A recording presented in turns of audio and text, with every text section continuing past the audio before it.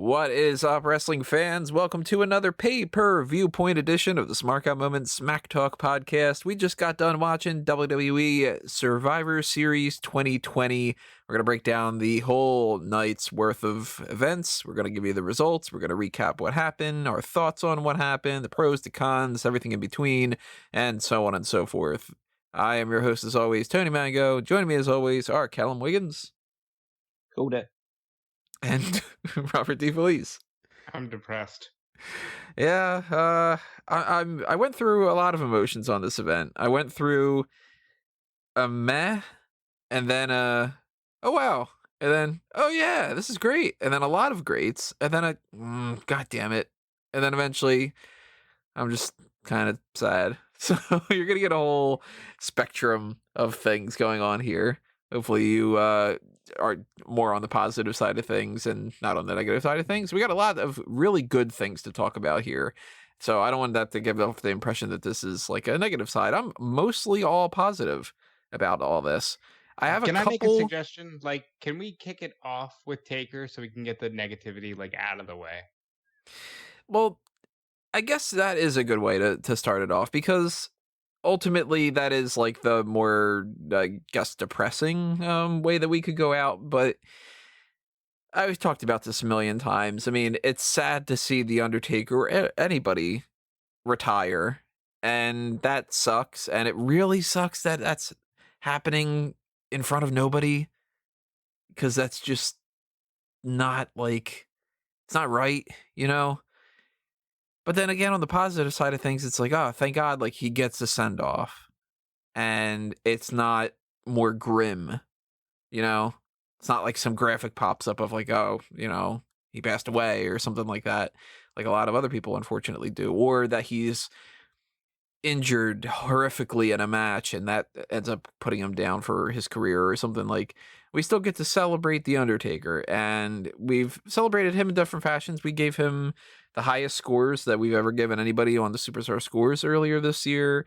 We've kind of been preparing ourselves for this moment multiple times with the Last Ride documentary, with the Boneyard match, with his match against Brock Lesnar, his match against John Cena, his match against Roman Reigns. Is, you know, pretty much every time around we get to that point. So it doesn't sting as much as I think it would have if it would have happened at a different time. But it still stings, because it's like, man, that's part of my childhood dead now, you know? Just sad. Yeah. I can't really hate on it too much in terms of just the sad nature. Obviously, it is sad that The Undertaker is gone, but part of me that is alleviated for me by the fact that it's over to an extent, because I would have been more uncomfortable with him just hanging around at his age, and with the quality of matches that he recently had, the hip replacement, all this other stuff. It would just be depressing to just see him linger around. Like Survivor Series, 30 years after the fact, it has a nice roundness to it. I think this was the right event to do it at. Obviously, the timing is terrible because of the coronavirus stuff, so that would have been so much better if there was a crowd there to celebrate it with him. But in a way, it almost added a nice like eeriness to it that was kind of befitting his character. So I'm not too upset with the way they handled it. I think they handled it as best they possibly could. So even though I said that that's kind of a massive, it feels like a massive change has happened in wrestling, really, because we're now in a seemingly at the very least in a post-Undertaker landscape for the first time since 1990. So that's a massive. It feels like a bit of a seismic change, but I'm appreciate the way that they handled it. No, you're being far too lenient. No, I'm just being I'm being fair about the circumstances. No, because they didn't have to do it. Yes, they did. No, they didn't. Why did they? Because it was 30 years. It was the right time to do it. It was the right event to do it at. And also it's because, like, well, he's essentially retired anyway. Like, just hanging it out until, we have to wait for another year, 31 years, just so there's people around to see it. it's not like that's the biggest deal in the world, having fans in it. It'd be better, but it's not the end of the world. My thing is he's had better send-offs as it is, and they kept dusting him off and whoring him out. Well, that's the company's fault. Like, that's the company's fault, not. Well, but so is this.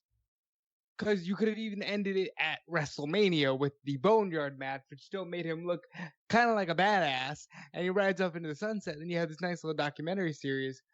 But again, you whore him out for a media circus and Snoop Dogg merchandise and all this shit. And then, like, the egregiousness of you bring dozens of legends to the ring in a time of COVID, if we wanted to really talk about COVID. you bring dozens of these old timers to the ring to stand there for 5 seconds and then disappear. And I generally, like, of all the egregious things that WWE has done in the past, like, good 5 years, I'm kind of perturbed that this is the thing that set you off. This is well, I was the guy saying this not that long ago about Twitch and Cameo, but like, because this is just like, it didn't need to go down this way, and like, you're waiting for something, because even you on the prediction show said, yeah, they're not gonna write him off like this. And yes, you're right, there is this alleviation of like, okay, at least it's over. But my God, what a slap in the face, because you could have done so much better to The Undertaker. And at this point, now we just wait for the Hall of Fame induction to give him a real send-off in front of, hopefully, people that he could speak to. Well, at this point, I mean, I don't think that they could have done anything better because their hands are tied. So I don't really blame them for it. And I do think that rounding things out at Survivor Series makes more sense than if they would have just waited a year. And if they wouldn't have done it, I would have been here sitting there going, but you didn't do anything for The Undertaker at their 30th anniversary? What the hell? Like, you know? So it's kind of like, I don't know. I mean, there's positives.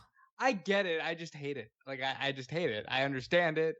I can agree with you guys in the sense that, like, they did the best they could, but it just seems so, like, it encapsulates this year. Yeah, it's very much 2020.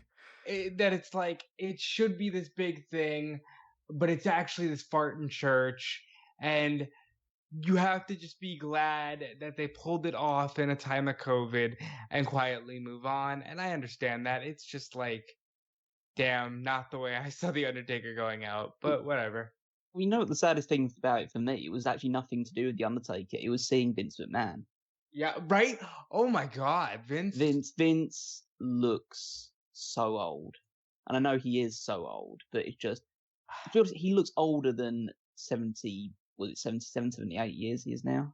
He looks like his lifestyle and the stress that I'm sure he's put on his body and his brain has finally caught up to him.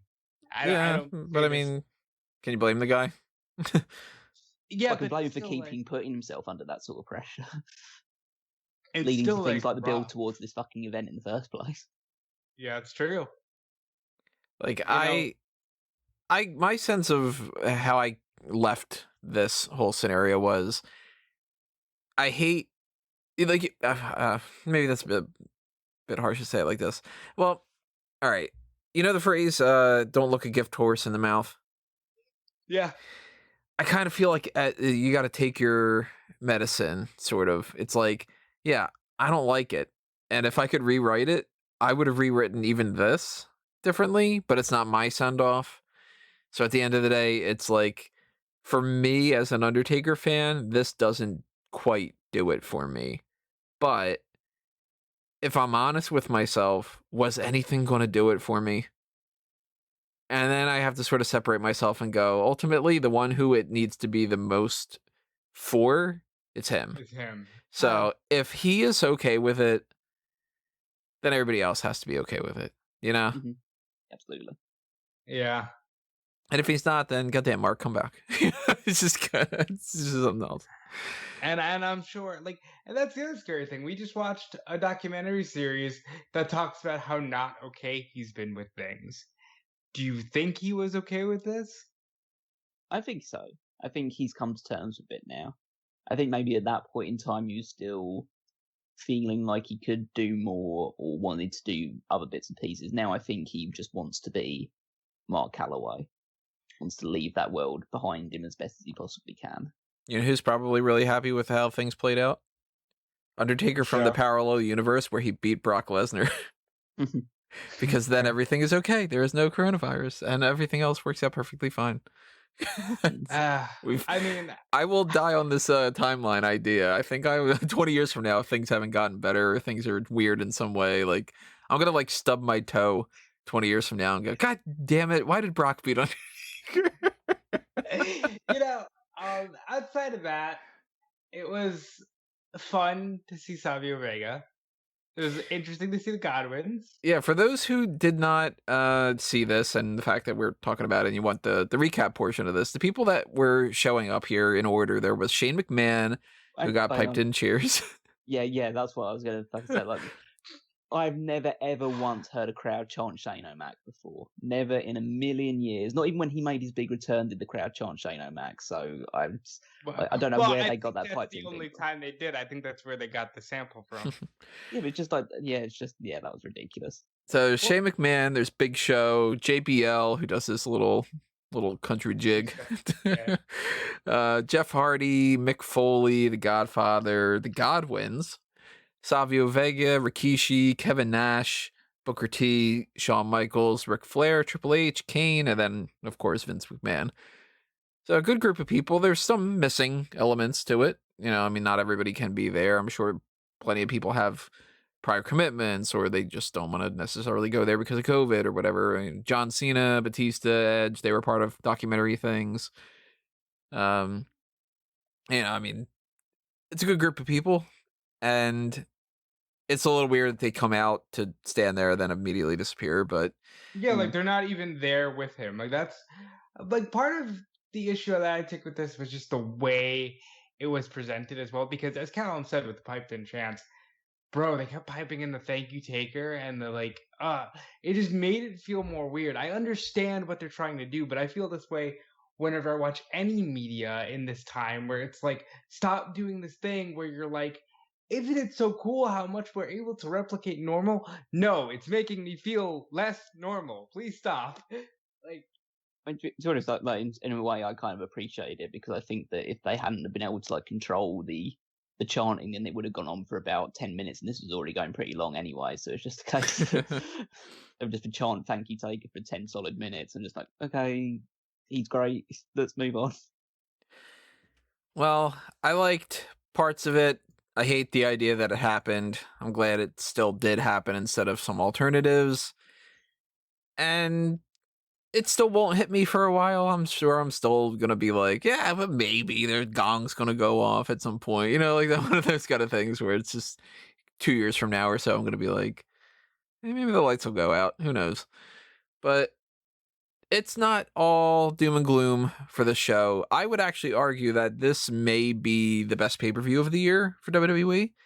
I haven't quite figured that out yet. I'm going to have to think back on my list and, sort that out in a few weeks when we do our end of the year awards. But well, you're classifying that as like, obviously Royal Rumble's best show of the year because there's people and it's the Royal Rumble. But like post-COVID, it's this. There's going to be a lot of weird things when it comes to that this year. We never had, in the 10 years that we've been doing these, there's never been a whole, like, what do we do during a pandemic for the end of the year awards kind of things. We'll figure it out. We got a couple weeks. But we need to break down everything else that happened on this card. So we invite you to do the same thing with us. Obviously, you aren't going to be just like popping in and chatting with us, but you can chime in with your thoughts on the comments section below. And if you are, of course, on the YouTube channel, which you should be right now, that's the best way to listen to us. For anybody who doesn't know, by the way, I'm sure I know somebody had put up something in one of the previous episodes asking if this was in like a different form. You can check it out everywhere. It's on Spotify, Amazon Music, it's on Stitcher, iTunes. If you pretty much have the ability to search for podcasts, search for Smark Out Moment Smack Talk. You'll find it on there. Same thing for Fanboys Anonymous too, by the way. But the best thing is the YouTube channel. And while you're over there, hit the like button, hit the subscribe button. Make sure that you're subscribed to. Lots and lots of channels lately have been getting people unsubscribed, and they think that they are. So if you are checking us out, maybe you're manually clicking on Smark Out Moment or whatever, and you just double check it real quick. just to make sure that you are. And if you are subscribed, you should also ring that little notification bell. If you want to hit that applause button, that is awesome. That's greatly, greatly appreciated, as is the little join button. It's part of the membership side of things, which is the same thing as the Patreon.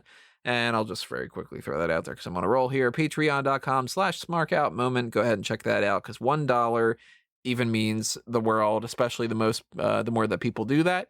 Because as I've mentioned this many, many times before, if every single person who is subscribed to the YouTube channel donated $1 a month, it would change not only my life drastically, but also the podcast and the website. You would have many more people, many more episodes, many more gimmicks, much more of everything. $1 a month. Think about it. There's $5, there's $10. $10 and up gives you access to the Darkcast episodes that are Patreon exclusive. You also have the Pick Your Poison tier if you are just dying for us to do something in particular and we're not doing it, and you want to make sure that we do. That is the motivator tool for that. And I will stop plugging things for a little bit, and we'll start getting into the Survivor Series stuff. We'll come back around to the plugs. Maybe there's somebody out there who's like, no, I want more plugs. I highly doubt it, but yeah. Yeah, let's start off with the pre-show. We didn't have too much leading into the first thing, but the first thing is the title change. It's the first thing that really happened in the night, and that's the Gobbledygooker celebrated its 30th anniversary by winning the 24/7 championship. Funny enough, I think it was JBL, it might have been Jerry the King Lawler, somebody on the pre-show panel said, how old is the Gobbledygooker now? Must be about 50. Like, you literally just said it's the 30th anniversary. Technically speaking, the Gobbledygooker is 30 years old. So happy birthday, Gobbledygooker. And the 24/7 title goes to a mascot. Well, this was fun, and it's one of those things that if you've got a belt like this, you might as well. Mm-hmm. And I'm surprised there weren't more hijinks. I'm surprised they didn't convince, Savio Vega to get a run with the belt, or the Godwins to throw some slop on the floor, and then Archie slips, and then Akira Tozawa pins him. I was expecting more hijinks, but this was good. Yeah, it was just a bit of light-hearted fun. Can't really hurt too much to have those sort of segments in there. I'm surprised that they couldn't actually get Hector Guerrero to appear. That'd have been a bit nicer for it. Well, I think it's Drew Gulak that's in there. Seems like that with the voice. Obviously, he's been doing the same kind of stuff. But it would be kind of funny if we heard some story where it was somebody else completely random, Who was the referee later on in the night? Because later on in the night, Akira Tozawa pins Gobbledygooker, wins the title. Akira Tozawa then drops the title to R-Truth. But there was a referee wearing a mask, and I'm curious, who was that? Do you guys happen to know? I don't. Doesn't he have his own ninja referee? I don't think so. Drake. Probably Drake. I think every time that they've had somebody be a ninja referee or something along those lines, it's been somebody who unmasks and it's somebody else, and they didn't unmask this time. Drake Words doesn't strike me as the type of person that feels like it's appropriate to wear a mask. I can't touch that. I can't follow that up with anything better. So, fun little stuff with Gobbledygooker. I enjoyed that. Yeah. We had the dual brand battle royal. No Lars Sullivan, no Big E. Yeah, that was the first thing when I saw the picture. I texted it to you guys like, wow, why are they trying so hard to keep Big E out of the ring? Did he hurt himself real bad in that Sheamus match that we don't know about or something? He has been fairly limited in terms of what he's been doing recently. Obviously, I can't understand the reasoning behind it. I can only think there must be some sort of reason behind it. I mean, there are two reasons. One, he's hurt, and so he can't actually compete too much right now, or they've actually just given up on pushing him altogether. And it's made the whole idea of splitting the New Day up completely irrelevant, because he was there with the New Day pretty much later on in the show. And then he didn't even fucking do it. That one drove me nuts, because he didn't even do anything. Yeah, so it just kind of proves that the experiment is kind of a bit, not at the moment, it's been a failure. And he might have actually just been better off going to Raw as well and pursuing the United States Championship instead of being separated from them. Yeah, well, The battle royal plays out like a standard battle royal, nothing too crazy. And it ends up being that The Miz steals a victory by last eliminating Dominic Mysterio in a way that not the same as they always do it. So I'll give them credit for this. What they did instead is they had Miz roll slightly back in and then get drop kicked out of the ring, where the referees were like, nope, that counts as being right back into the thing. They typically don't do that. They typically go with the idea of like a different format of, oh, he got knocked out, but he just rolled to the outside. And then you're supposed to just forget about it. I think that this was done better. I like that quite a bit. Ugh, it sucked. Absolutely sucked. Like, it was just the case. I don't care how he gets to the outside. It's just the constant thing of like, oh, the guy got knocked to the outside, but he wasn't eliminated, and then he gets back in at the end and throws the guy out. It's every battle royal in WWE ends the exact same way. Well, it ends one of two ways. One, it's the guy does throw him out after the end, or he gets foiled by the babyface and the babyface throws him out. But it's the same pattern for every single battle royal. Just have a battle royal where the guy just wins at the end of it. He eliminates the last person and wins. That would be actually original and different for WWE. They did that with Cesaro in 2014 and then still failed to capitalize. Yeah, I know, but still, that's probably the last battle royal they did where that actual ending is. So that's actually more original than anything they can cut. They're just finding more and more, like, as you say, Tony, original or different ways to do the same fucking thing at the end of the battle royal every single time. And also, I was more annoyed about elements of that royal. The fact that Raw and SmackDown guys were eliminating each other drove me up the fucking wall, because the idea of like, well, supposedly this is all supposed to be built around brand supremacy, and yet people don't seem to care about that in this match. They just care about throwing each other over the top rope, to the point where I was pretty much thinking, well, this clearly doesn't count towards a score, because because otherwise why would they be eliminating each other if they're on the same brand? And then you later find out they didn't do the typical score. Like, all they really did was go, well, so-and-so won, so they're the best of the best. Yeah, the actual competition element of Survivor Series was not super great tonight, as far as like having a tally, making it worth something, but I will say there were many moments, I should say, not elements, of this show that made me go, they are making it feel like it's a big deal to me. Like the actual superstars themselves, more so at the beginning of the night than towards the end. But I mean, at the end of the day, Survivor Series never matters. And it is a shame that they didn't do something more along the lines of like all the Raw guys and all the SmackDown guys were in the ring together, split in half, all going against each other. And then maybe one heel gets a little bit too messed up or something, but you kind of shouldn't have Ricochet and Cedric Alexander fighting each other, and Shelton knocks out, or Ricochet takes out Cedric, and then Shelton takes out Ricochet, and be like, yeah, you're all three on Raw. If I were the USA Network, I'd be like, the fuck you guys doing, This is the one night of the year where you're supposed to put that kind of stuff aside. We're going to dock your paycheck, you know what I mean?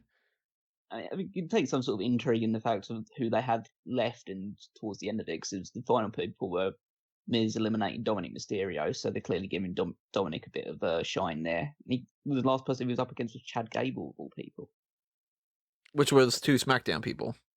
Yeah, no, that makes sense. If they think that they're the final two, then you're just trying to win a battle royal at that point. So like that's fine. SmackDown's already won, so just go at each other. But like, so that I didn't have an issue with that. It was more just the people fighting each other in the ring in the middle of it. So you had like Kalisto fighting Rey Mysterio, just like the big luchador battle. You're both on SmackDown, guys. Just do your lucha things on other people. Well, that must be Kalisto being like, I don't know if I'm actually going to get that match with Ray, so I'm going to take advantage of it. Kind of the way that Bob Holly always used to do with Shawn Michaels in the Royal Rumbles. And based on how clunky some of their stuff was doing, then I hope they don't get that match, actually. Really. I liked the Battle Royal for what it was worth. It wasn't the most important thing in the world. I'm not going to remember it in a month or two, I'm sure. But I liked it well enough. And my energy was still pretty high. I mean, I was getting all frustrated. A little behind the scenes information. My computer decided to have like some Windows update crap. Still don't know if it's fixed. I don't know. And that was happening right literally at the beginning of the kickoff. So for the whole hour of that, I'm trying to get my computer to turn on. I'm watching things on my laptop instead of my desktop. I'm doing that. Frustrated as all hell. I think my fridge broke. I don't know for sure. So I'm really getting like, whatever. And I'm watching a battle royal and I'm like, oh, this is fun. This is distracting me. You know what I mean? Maybe it would have been different for other people. I don't know. But it took my mind off of being frustrated. And things turned even better after that, because we went to the men's elimination match. I'm not going to say the full breakdown, all that. I don't feel like catching my breath. But the Team Raw and Team SmackDown men's side of things, we now know officially that Big Jordan is Omos. O-M-O-S. Yeah, I don't know how I feel about the name. I'm okay with it. I mean, it's fine. It's like, it's going to take some getting used to. What about you, Callum? You thinking Big Omos is better? It's just a nice. Just like this, if it's bad, it's good. You'd get used to it eventually. It doesn't matter. What's in a name, as somebody would say.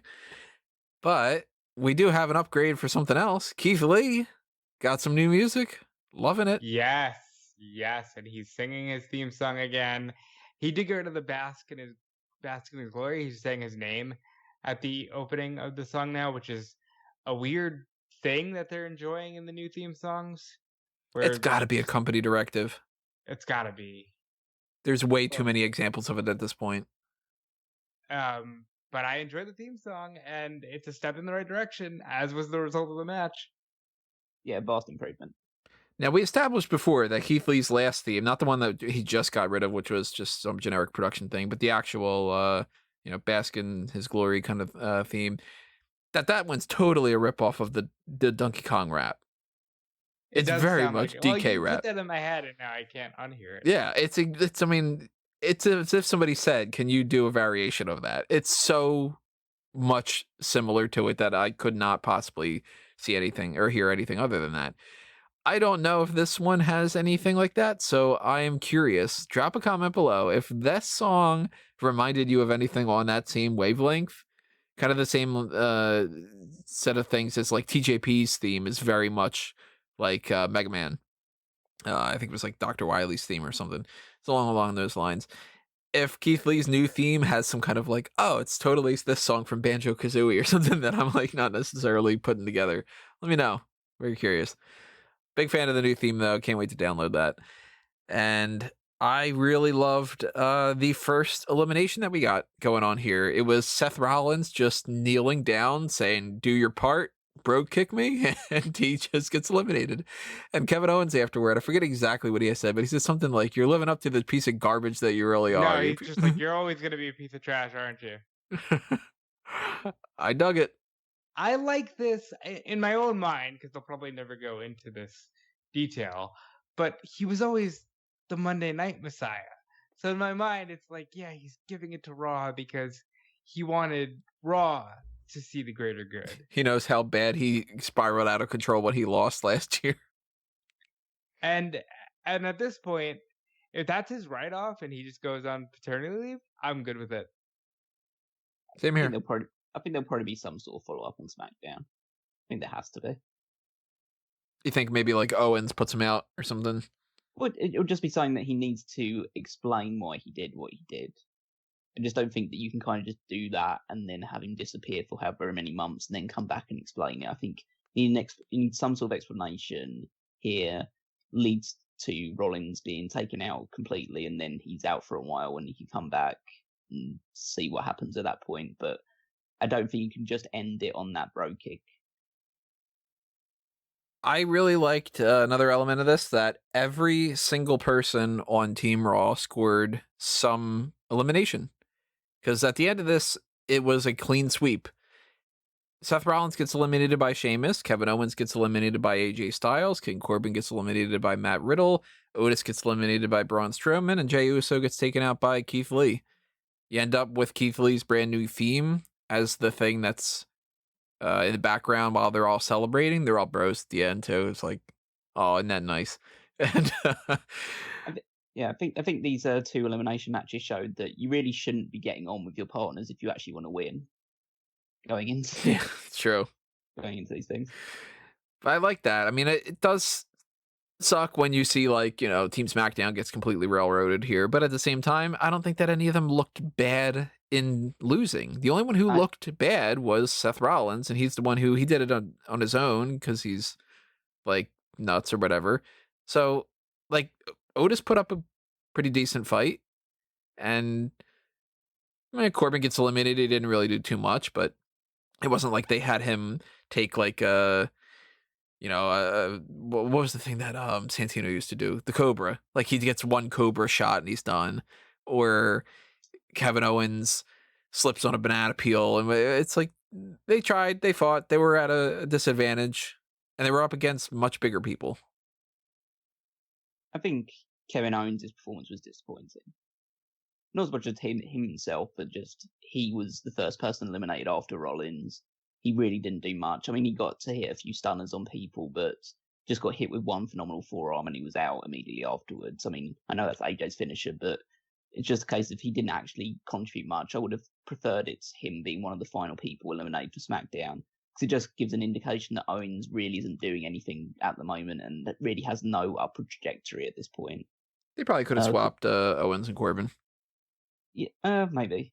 I think Otis was probably the person that impressed me the most on the SmackDown side. Obviously, Jey Uso did well with his run towards the end, but I thought Otis' performance was actually really good.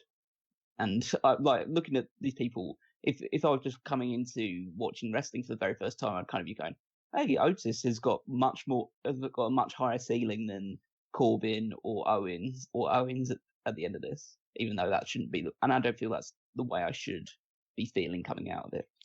But I agree with you. I also thought it was weird that Kevin Owens was eliminated so easily. I took it as like a Survivor Series trope. Like, for some reason, people are just eliminated quicker and they lose to much easier moves. Just sort of a thing that happens. But like Tony was saying, this made a whole lot of sense with the way the eliminations went. And it was one of my favorite things on the show. Me too. That's why, like, by this point, after they did all their entrances and they were feeling so, like, pumped up and they had, you know, the big celebration at the end of that, I was like, I get this feeling that this seems like a bigger deal than even WWE is setting it up to be. Like, the people performing feel like they're treating this like a big deal. WWE's just like, we're not going to do a tally or anything. But that carried over into the next match, too, which was New Day against the Street Profits. New Day come out with their Gears of War 5 outfits. Yeah. Mm-hmm. Not a gamer, so I don't know. Never played Gears of War, but that's pretty neat. And the Street Profits, they cut a very energetic promo. It feels like they are super pumped to be fighting the New Day and having this responsibility to fight them as the best of the best and everything. And I'm like, fuck yeah. Like, all right, we're going to see the best of the best. Like, I really got that feeling from that. Really big fan of that match. Damn good match, start to finish. Nothing really like 100% to stand out all that crazy. Like, I can't be like, oh, this one move, you know, that kind of thing or whatever. Just, I enjoyed it from start to finish. I love the trash talk. Neither of the teams felt like a heel, so it was the right level of trash talk. And at the end, they celebrate with each other as like a share of respect. It was booked like perfectly. Yeah. I don't know how New Day were definitely the heels in this match. They played more of the heel, but they weren't heels. Kofi repeatedly stomping on him, throwing the solo cup into the ground and stuff like that. Like hitting him repeatedly with the boom drop onto the injured ribs. Just like, yeah, Kofi was the heel in this match. But it speaks volumes that I didn't get a single comment on the heel and face turn list of people going, I think New Day turned heel. Well, and people are so they're quick to do heel, that. But they were the de facto heels in this match. Yeah, I mean, they had to pretty much play heel. Montez Ford's selling was excellent of his the ribs. Yeah, he sold that completely throughout the entire thing. When they hit the frog splash, he sold it hugely to make sure that he couldn't make the cover quickly enough onto, I think it was Xavier at that point. So it meant that you got a kick out.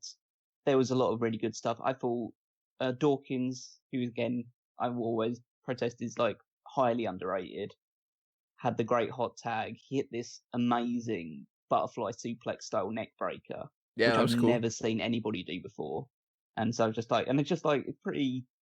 It's a move that has components of things that I've seen before, but I'd never seen put all together. So that was great to see. Ford doing a sliced bread by running up Dawkins and hitting the guy with it was just great.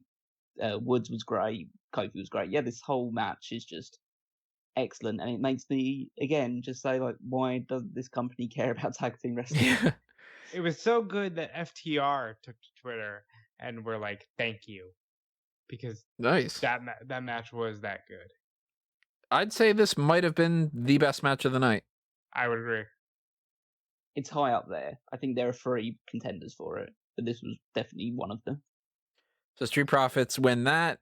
The right call is made in that scenario. I think the right call was made in the United States Champion Bobby Lashley versus Intercontinental Champion Sami Zayn match as well. Could have been a total squash, and they decided to go with something a little bit different. And I'm actually happy that they did that because instead they were able to take something that very few people I think can do this well, and it's a combination of both performers, or obviously if it's Fatal 4-Way, there's 4, whatever the case may be, plus the writing that they're given, which is somebody can be a total loser and get humiliated in a match and get something out of it. And Sami Zayn did that. This match was basically Bobby Lashley is going to beat the shit out of Sami Zayn, yet Sami Zayn is working this character work that makes it to where, yeah, he's the loser. He lost the match. He looked like a joke, but he didn't look like he downgraded. He actually upgraded his character work because of how much of a weasel and a coward and everything that he was. Like, he's still the Intercontinental Champion. He still is somebody who can beat some people, but he's, that type of pipsqueak that, you get somebody like a Bobby Lashley, you gotta beat the crap out of him. And I loved, out of all the things, the number one thing that I loved about this is him purposely tripping himself on MVP's foot and being like, "You see, he tripped me, that's DQ." Like, and the referee's just like, come on, loved it. Thought it was great. My favorite thing was the vertigo. Yeah, that was a nice touch too. Acting like he's got vertigo again. Like, I appreciate that because Sami Zayn has been working overtime with this heel persona, and it's clear that they give him an inch and he takes a mile. And I really hope that both of these guys get bigger play in 2021. I think the match was, in the way it was constructed, perfect for both guys in terms of where they're positioned right now.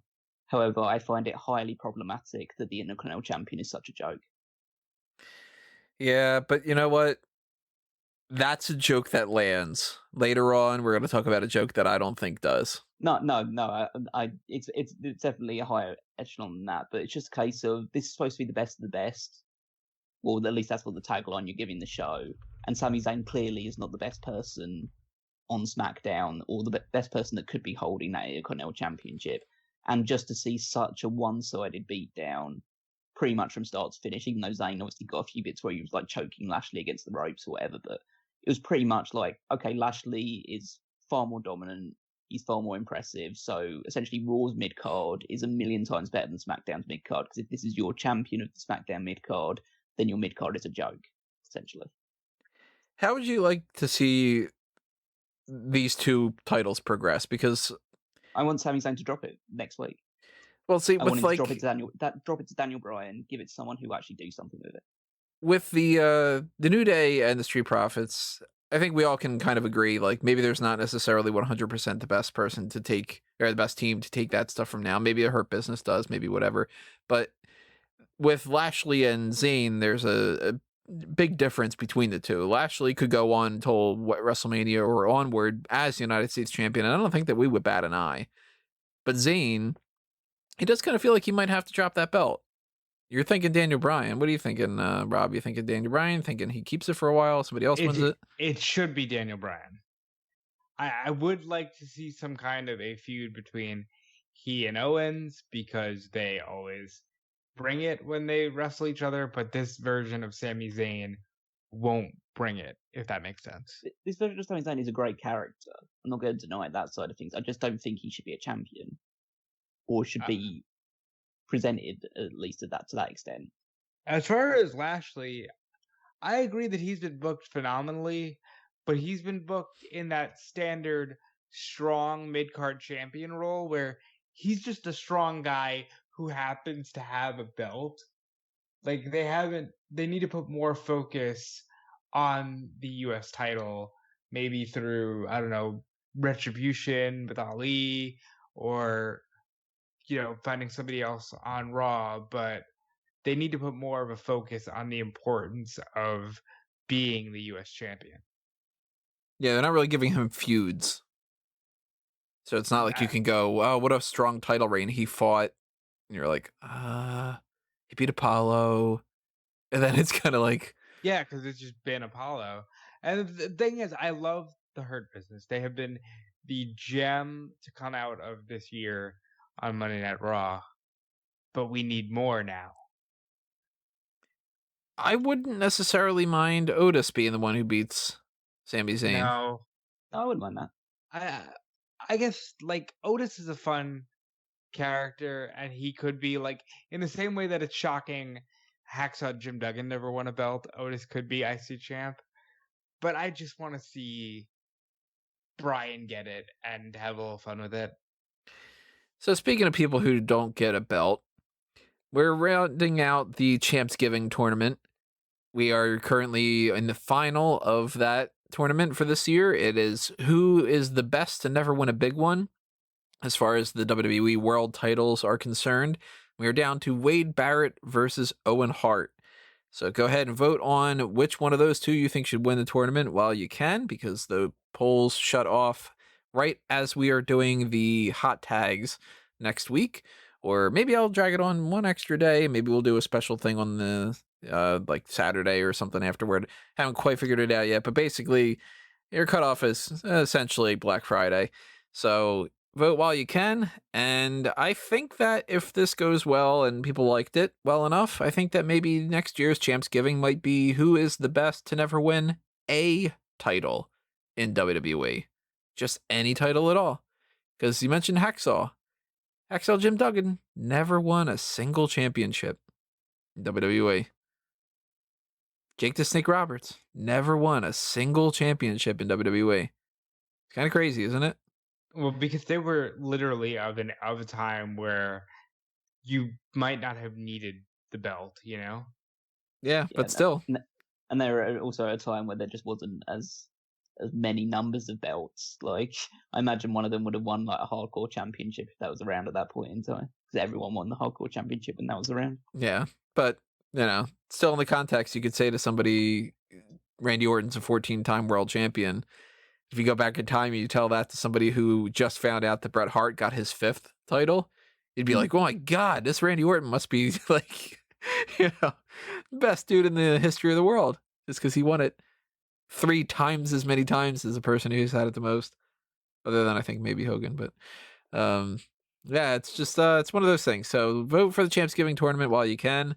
Tell me your thoughts on whether or not you like this kind of setup, and if we'll do that next year, then if not, we'll figure something else out. I don't know, but that's happening right now.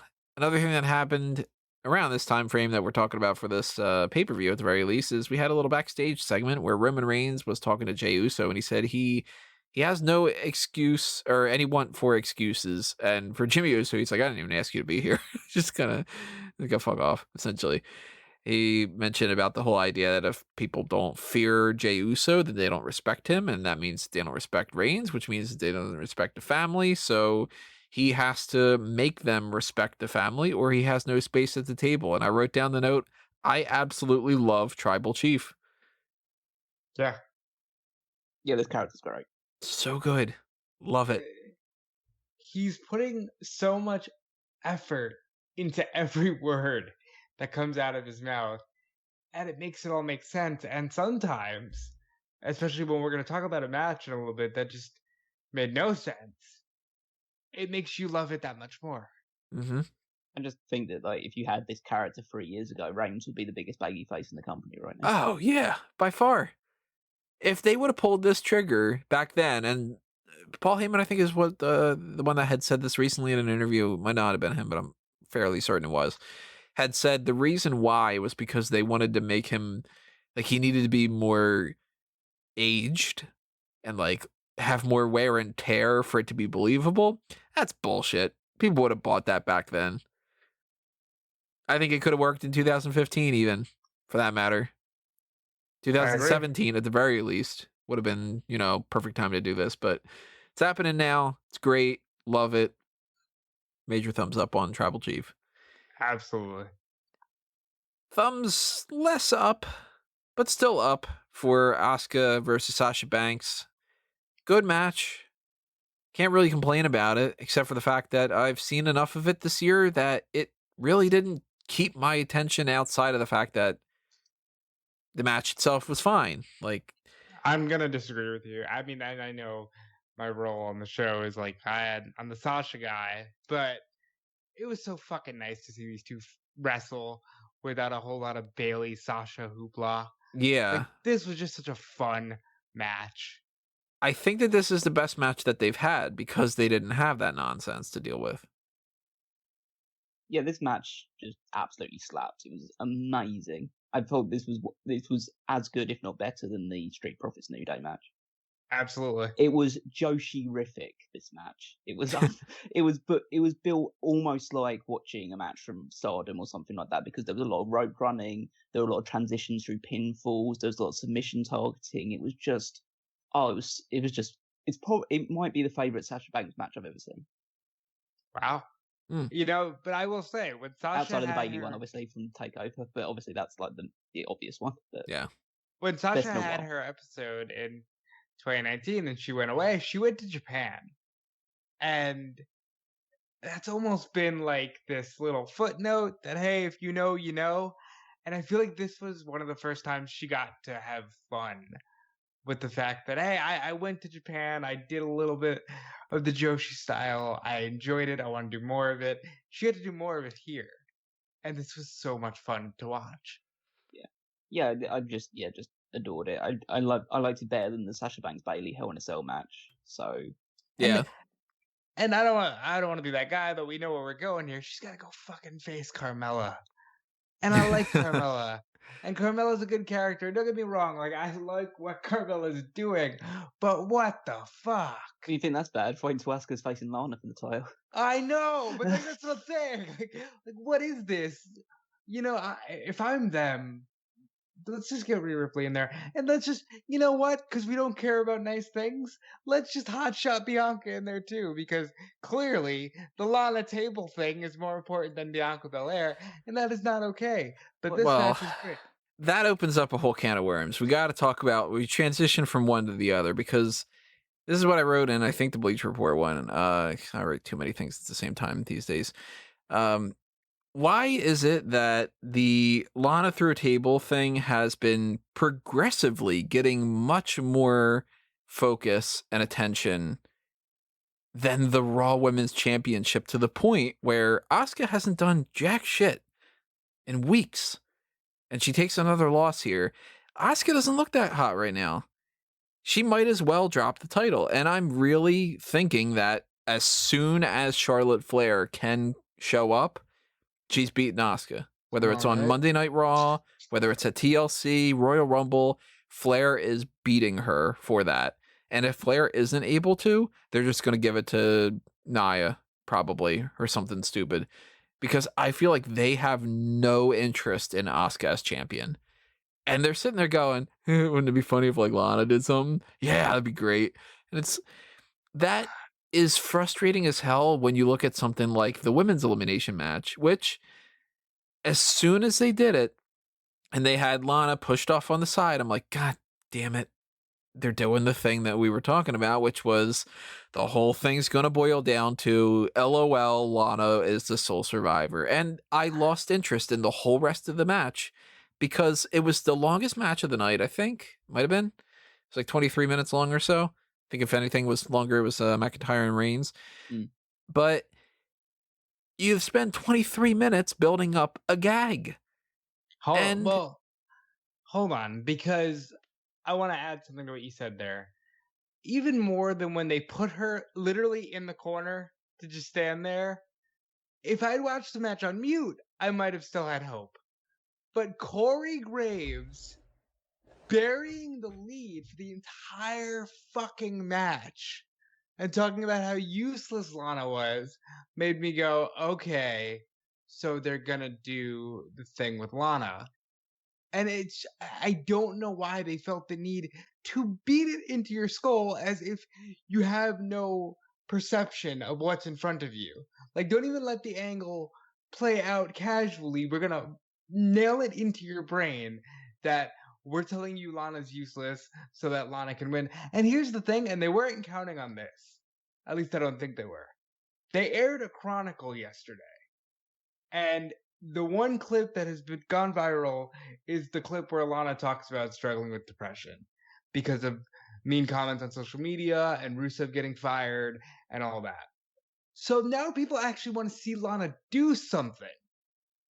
And now that's compounded with, okay, you got these women shitting on Lana, and they already want to see her be a babyface and overcome things, and she doesn't even overcome things, she just slips on a banana peel. The whole thing sucked. Mm-hmm.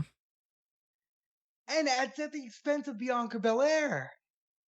Yeah, it's a hollow victory that is not worth the joke, because who is going to be talking about anything other than the Lana thing? Is anybody going to remember? You guys might not even remember right now that Bayley was the first person eliminated by Peyton Royce of all. No, I do remember that, and I remember that they followed it up by having Natty just pin Peyton like it's no big deal.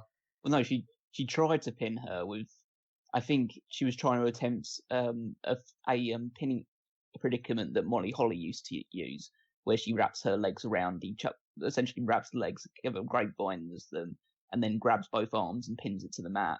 And she couldn't actually apply that. I don't know whose mistake it was, whether it was Natalia's or Peyton Royce's, but they fucked that up, and so Natalia just put on the sharpshooter and forced her to tap out instead because they had to think of a different way of finishing it. So, I mean, overall, in terms of like the actual action in this match, I thought there was some actually good action. I thought Royce and Lacey Evans tried to take full advantage of the fact that they probably were in no way going to be booked for this match until Mandy Rose got injured. Mm-hmm. So they decided, okay, we've got this opportunity, let's try and see what we can do. And they were given some good spots and offense, and Royce got to pin Bayley, which was good for her. Lacey Evans got to hit that big Spanish fly out off the top rope. She got to eliminate Natalia with the women's right. So, and I think that there was some like good stuff, like the Riot Squad working together, just showing a lot of good teamwork to try and take down Jax and take down Baszler. I thought there was a really cool spot where Baszler has Riot locked in the Karafuta clutch, and was it Riot rolls through into a pinning predicament? Yep. But has it distracted, and so by the time the referee is making the pinfall, she passes out, and I thought that was really clever. I like that, yeah. Yeah. Loved it. So there was some really good offense and actually some good spots in this match, but then it's just surrounded by this absolute bullshit booking. Yeah, I liked some elements of this, like I mean, even some like simple stuff. I wrote down somebody needs to make a GIF out of Peyton Royce being the unenthusiastic cheerleader. Mm-hmm. Love that little thing. She's just like the quintessential sarcastic yay kind of thing. Love that moment. Her, like she was jigging to Lana's entrance theme, even though she was meant to be having like a disappointed face on her. She just couldn't stop herself from just like shaking her shoulders and stuff like that. Oh, I didn't notice that. I'll have to go back and check that out. I loved this one line from Corey Graves where, since Natalia's been calling herself the boat, he goes, "Natalia's taking on water." I fucking loved that. Well, no, because it followed, was it Cole trying to be snarky and go, oh, I guess the captain isn't going down with the ship because Bayley had just gotten eliminated. And then after Graves says that, Cole just goes, well, that's mean, Corey. But there's just a lot of stuff in terms of this, just threw me. But there was a lot of positives, and then there's just a lot of negatives surrounding it. Like, I am so beyond over Nia Jax in general. It's just that basically everything that anyone did to her in this match, she just no sold. Mm-hmm. And I'm just over it because we've already seen her not get positioned in like as a top main event star and things like that. We've seen her lose matches plenty of times. So why is she now just being treated like a beast? Is it because she can't actually do bumps anymore? Like, yeah, that wouldn't surprise me or anything at this point in time. Like, she's just being positioned as like a monster now because she can't actually do anything in terms of selling or anything like that. And then there was just, again, like you're saying, that the Lana situation. The Lana thing doesn't help anybody because Lana won because she was just in a convenient situation where she didn't have to be involved in the match and the other people eliminated themselves. And so she doesn't earn the victory. She just handed it. And the way that she celebrated the victory is if like she just like won the 100 meters or something like that, or a giant gold medal. Just like, it just makes her seem like such a loser. And then they compounded it with who's cheering for her? Saxton. Yeah, Saxton. Yeah, go yeah. Lana. The ultimate loser on the panel is like cheering for her as well. You know what would have fucking saved this is if Lana took Bianca off of Nia's shoulders and like sacrificed herself so that Nia can lose. At least then you're going, okay, there's something here. Because at this point, you made Bianca look strong, but she still got punked out because Shayna choked her out. Yeah, see, I would argue she doesn't even really look strong because she has two passive eliminations. She got DQ'd, or DQ for Shayna Baszler, and she got counted out. Like, she didn't actually do anything. She didn't pin a single person. She didn't submit anybody. And that is just poor booking. That's draft one type stuff where you go, clearly they went into this and they said, LOL, Lana ends up the default winner. And then somebody else said, I'll take care of the rest. And all they did was went, Bayley, and then they go over to this one, and they go to that one. And now our final result is we've got on our little call sheet, Bayley to Peyton, Peyton to Natty, Natty to Lacey. They did that kind of thing that they do a lot where it's just like one person, the next person eliminates them, whatever. They did switch it up with Lacey wasn't the next one. It was Ruby Riot by Shayna Baszler, but it's like you barely switched it up because it was like Lacey pins Natty, Riot drops out, Lacey gets eliminated by, and then Liv gets taken out, and then Shayna, and then Nia, and it's like you really didn't try. All you cared about was the Lana thing, and I don't think that laugh is good enough. I didn't laugh at it. First off, well, I don't think they played it for laughs. I don't think they played it as a joke. They played it to actually try and get Lana over as a babyface. And I'm gonna say it again. You delivered a program where now people are actually invested in the person. And so now it's like, I want to root for you as a fighter, and you're a joke. It didn't work on any level, and this is something we're going to talk about in the Reigns McIntyre match. They should not do the draft in October anymore. They need to go back to doing it after Mania, because you put yourself in these positions where you don't want anybody to lose, and you go, well, who can we make look strong here? We have to make everybody look strong, and you can't do that, so you end up with silly situations like the one you had with Bianca. In this case, I just would have sacrificed Lana. Nobody cares. I don't say that to me, and I shouldn't say that because of all the stuff that she said she's gone through, but like, there are bigger stories here than LOL, we're pushing Lana in spite of herself.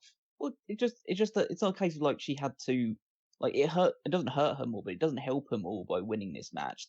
No. If she'd have lost this match by putting up a fight against Bianca and just getting outmatched slightly, or maybe she could have had a situation where if you're going to have the Raw team win, have her tag herself in, distract Bianca, save Nia Jax, whatever, and then she gets eliminated by Bianca, but then Bianca gets eliminated by Nia Jax because of the distraction by Lana. Then you kind of have a situation where Nia has to feel like, we'd have to say like, oh, well, Lana contributed and Lana helped, and And then you could have Nia Jax maybe put her through the table again, and then you think, well, Nia's being a real bitch that time because Lana actually helped her win the match, and she's still treating her this way. It's just now she's just being a bully to someone who doesn't deserve it. Whereas the previous episode of Raw, where she tagged herself in and then immediately lost when their team already had the victory pretty much sewn up. That's like, okay, you're getting your just desserts by being mistreated by them because you fucked up.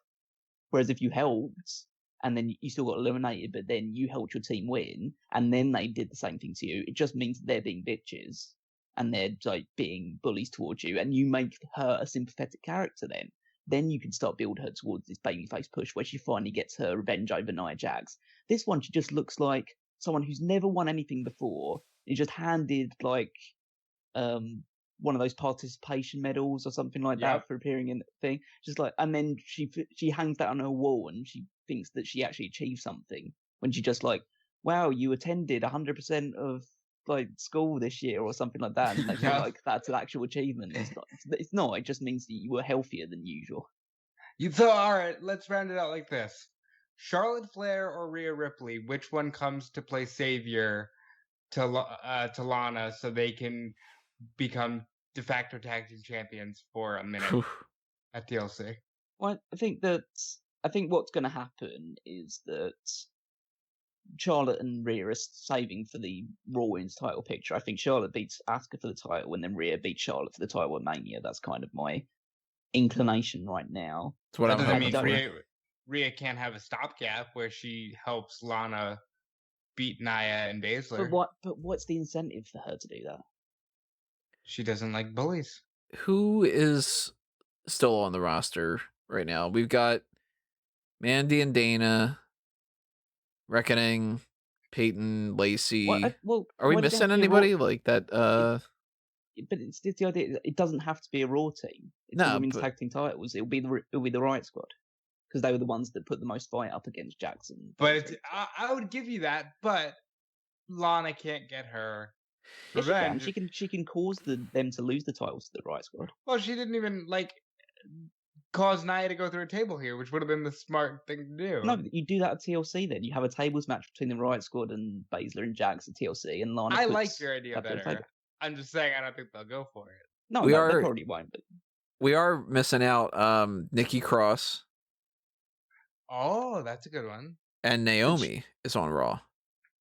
Naomi makes the most sense because they have something common in terms of like a dance background, and they have tag team before on SmackDown. So the Nikki Cross one, I'd feel again, it just feels stupid for me about the idea of because Nikki Cross is incredibly talented, but it's just a case of she's just being tossed from one blonde to another, just being tag team partner with, rather than. And obviously they did the thing where she was constantly facing Bayley for the SmackDown Women's title, but actually give her some character and give her a bit of a singles push. And what I mean push, I mean don't just give her a women's title match when you have no intention of actually giving her a proper program. Actually just push her into a character thing, because obviously she's heading towards this feud with Alexa Bliss. So that'll be the third thing. So I don't know whether that would be done and dusted by the time you get round to having Lana, if you are going to have Lana win the tag team titles with somebody.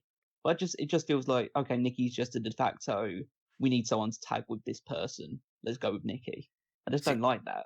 See, I don't think that she's necessarily winning those tag titles. No, I don't think so either. I think that Lana's big, I showed you up and I got my revenge after all these weeks is literally going to be one pinfall over Nia Jax on Raw. And that's all that this is going to amount to. Because WWE has been doing this thing. They've been doing it for years, but more so in these past few years, where they keep telling everybody, we want to do long-term storytelling and you're not giving us enough credit and you just have to be patient. And if you guys are just patient enough, you'll see that everything's working towards something. And then ultimately at the end of the day, when we look back on it, we go, yeah, that was it.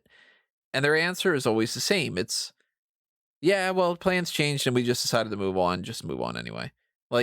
What was the grand finale for this whole story of Otis becoming Mr. Money in the Bank? Nothing.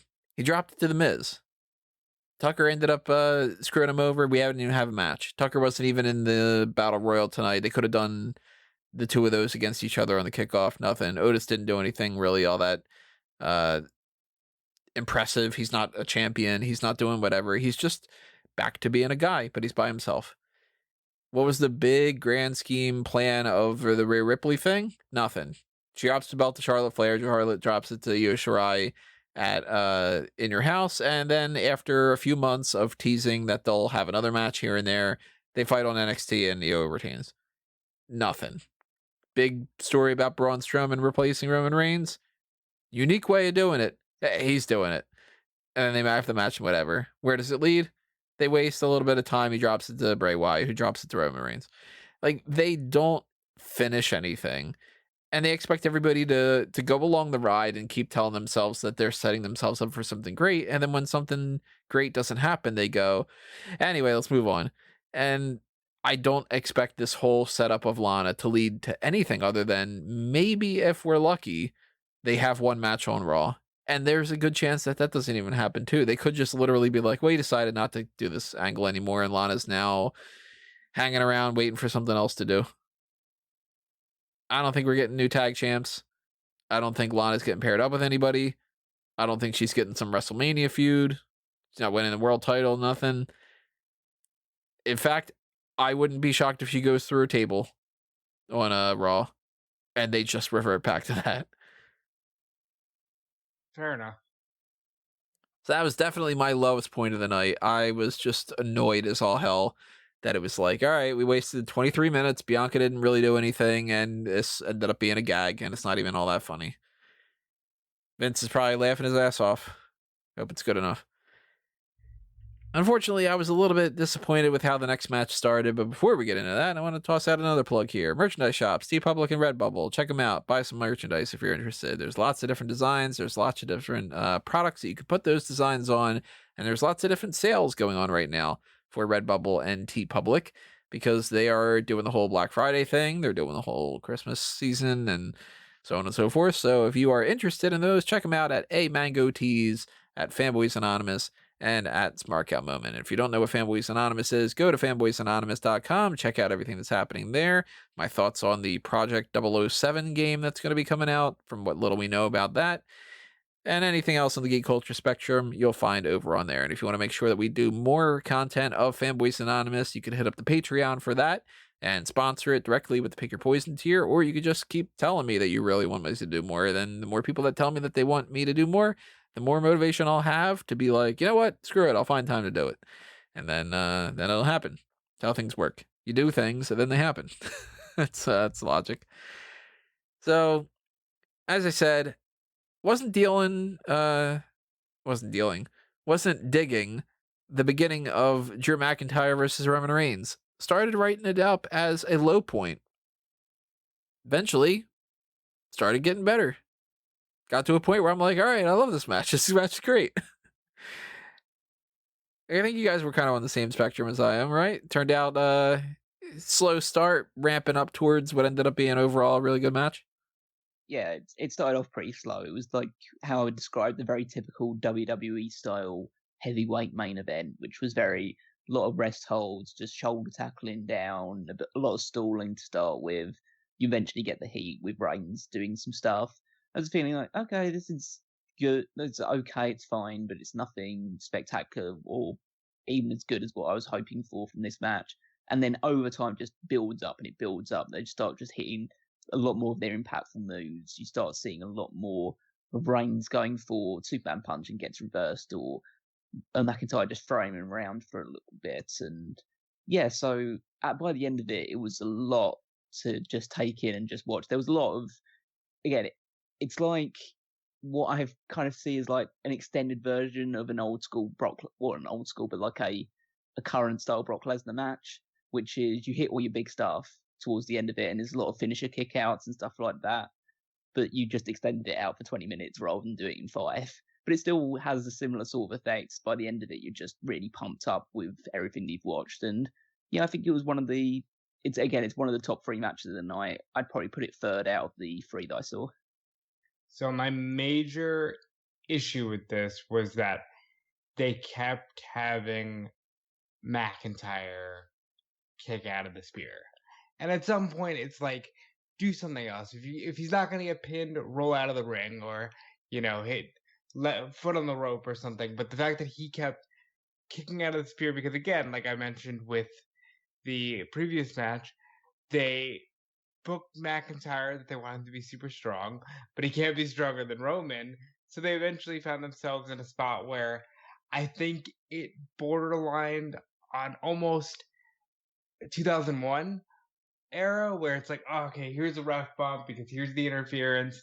And I just would have been okay with Roman Reigns just barely squeaking by Drew McIntyre, but getting by Drew McIntyre. Ultimately, it's a small complaint because the match was really good, and it was one of the first like true WWE heavyweight main events that I've seen in a while, and I really enjoyed it. I actually dug the finish more than, and it's an interference finish, so and a ref bump, so typically that wouldn't be something that particularly excites me, but I feel like this way was the right way to do it to keep McIntyre looking strong. Because at the end of the day, you have booked McIntyre incredibly strong over the past year. Admittedly, you probably shouldn't have him kicking out 3 spears when he got beat by 1 RKO in the last pay-per-view, but that's because you did the last pay-per-view wrong. And so what really should have happened is that McIntyre should have beaten Randy Orton at the Hell in a Cell and not had to win it back before this anyway. But that's neither here nor there. You did a good job of like not so much rehabbing him, but making him look like he's at the same level as Reigns, which you probably wouldn't have said like a year and a half, 2 years ago. Like Reigns was one of the top dogs, the top like one of the main event stars. McIntyre was somebody who had potential to be there, but never been pushed seriously enough. Now they seem like equals pretty much, and Reigns only managed to sneak a victory over McIntyre because of the ref bump and Jey Uso getting involved. So and the low blow. Yeah. And so you don't get conclusive evidence, just the idea that Reigns has beaten McIntyre again, and they told the story in the match that McIntyre has never beaten Roman Reigns one-on-one. So this is obviously leading to a longer-term thing, hopefully, where McIntyre will eventually get a win over Roman Reigns. Yeah, maybe like not Mania next year, but maybe Mania 38.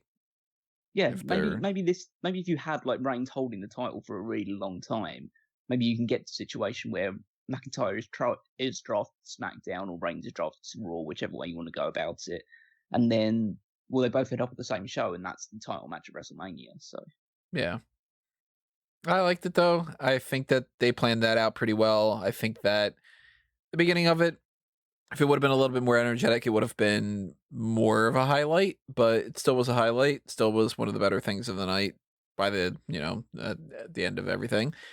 And I'm glad that they didn't do the ref bump thing with any of the other matches, because sometimes they've had a habit of doing that with some pay-per-views where you're like, oh my God, this is 4th ref bump in the whole thing or something. But they waited for the right one to do it in. Everything else, I think, was planned out virtually as well as they could have, other than the Lana situation. I really think that this was pretty much the best pay-per-view that we've gotten from WWE this year, and I will have to double check my notes, see if there's anything else, but I can't really, off the top of my head, think of another one that I would put on par with that. So, thumbs up in the grand scheme of things. Yeah, I'd say in terms of like the perspective, in terms, and obviously we're getting towards the awards, so it's time to start thinking about this sort of thing. I think that in terms of a WWE strict WWE main roster thing, this is the second best one besides the Royal Rumble. Not just because Royal Rumble had a crowd, but because Royal Rumble I think was just a better show than this one. But yeah, so this and Royal Rumble have probably been the 2 standouts on the WWE side of things, and then you've probably got like 3 takeovers that are just as good. Yeah, we did the right thing by talking about the Undertaker thing first, because I feel much happier about this in the direction that we took it. And yeah, this was a solid show. And even though it doesn't carry much weight moving forward, I'm at least glad that it was a solid wrestling program from WWE. Do you guys feel like you saw the best of the best in competition? I feel like I saw the best of 2020, and that's not saying much, but they delivered on their promise as best they could. Well, it wasn't an AEW versus New Japan show, so no. So. Those worlds don't exist in our world, okay? I feel like they did what they advertised. I feel like they gave it to me outside of the Lana thing. They gave a lot of good matches. There were some very, very good matches in the show, so I can't complain too much. Yeah. So whether you agree or you disagree, let us know. Drop a comment below. Tell us your thoughts. Maybe you are in full agreement of everything we said. Maybe you are like, my God, that Lana thing was amazing and I absolutely love it. You guys are crazy. If that's the case, hey, chime in. Tell us what you're thinking. But that is kind of all we need to talk about here. Of course, we will carry on with whatever the fallout is throughout the next few weeks while we're heading up towards the final pay-per-views of the year, which are NXT TakeOver War Games and TLC. And anything else that happens, of course, we will just insert that into the card for our lineup, not our card. We don't have cards. We have a couple plans coming up of some different things. Not entirely 100% positive what next week is going to be. Right now, the tentative plan is one more match, Undertaker, and then the possible Champsgiving recap. Might do the Champsgiving recap as part of the hot tags. Might not.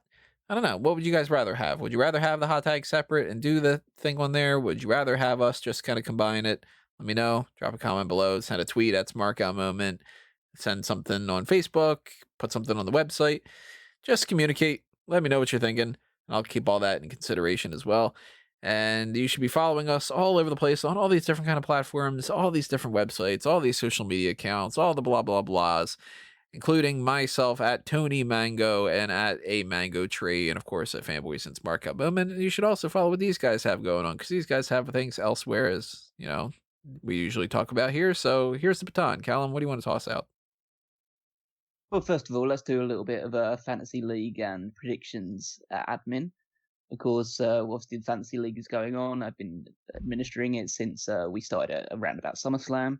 Some interesting things happening tonight. Obviously, it's only the first show of the week for Survivor Series, but there's some big points already been scored. Wago is currently leading for this week, scoring 63 points.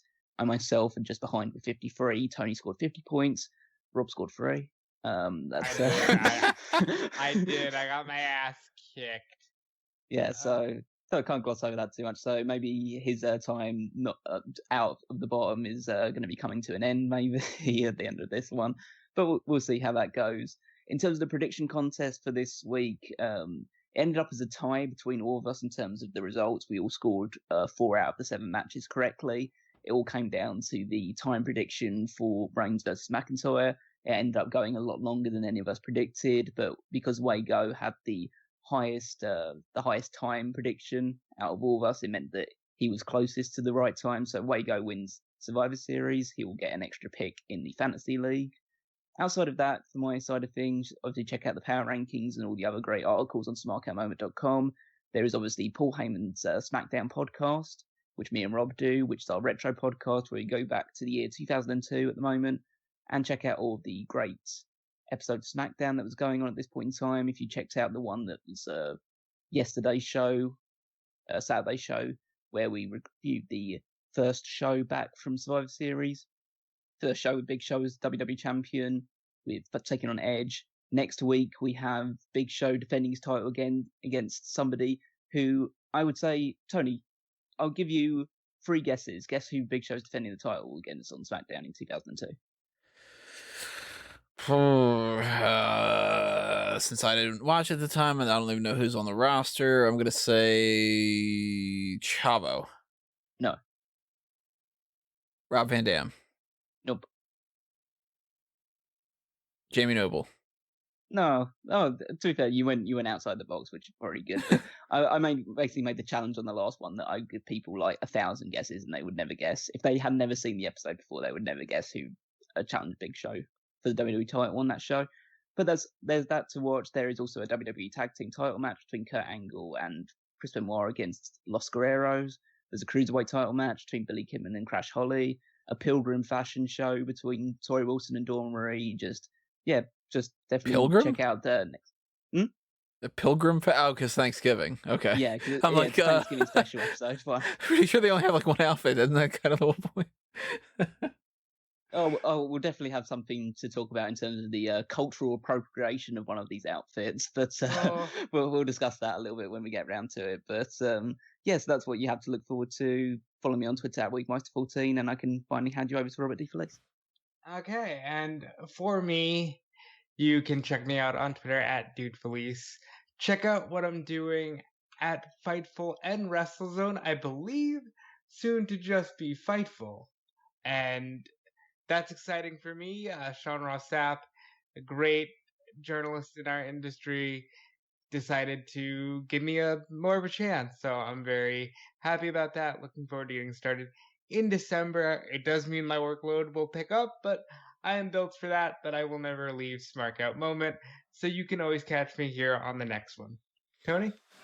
And that next one is happening in a few days, next Wednesday, most likely. Maybe the holidays will make us change things around a little bit. I don't know. But as long as you're subscribed to us and you're following us all over the place, then you'll be aware of when we get posted. And hopefully, if you hear us before the holidays, then, you know, you can celebrate listening to us during the holidays if you want to or something. But even if that's not the case, just to make sure that everybody knows, stay safe, stay home. You know, don't be stupid about this whole thing. This is not the year to be doing that kind of stuff. And enjoy yourself. Enjoy everything. Hopefully you enjoyed the pay-per-view as well. Hope you enjoyed this edition of the Pay-Per-Viewpoint. That's going to do us in for this edition. Thank you again for listening to this, everybody, and we will see you next time. But for now, this has been another Smark Out moment, and we're being counted out.